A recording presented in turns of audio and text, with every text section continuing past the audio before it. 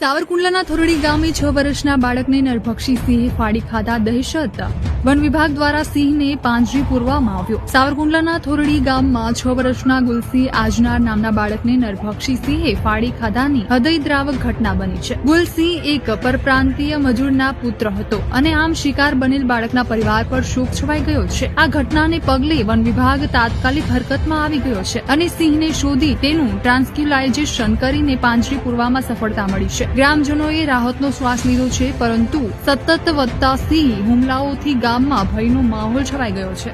સિંહના હુમલાની વાત કરીએ તો સાહેબ અવારનવાર અમરેલી જિલ્લામાં માત્ર આજે નહીં પરંતુ પેલા ભૂતકાળમાં પણ અનેક વખત આવી ઘટનાઓ બની છે. ઘનશ્યામનગર ગામે પણ બનેલી, જાફરાબાદ બાજુ પણ બનેલી.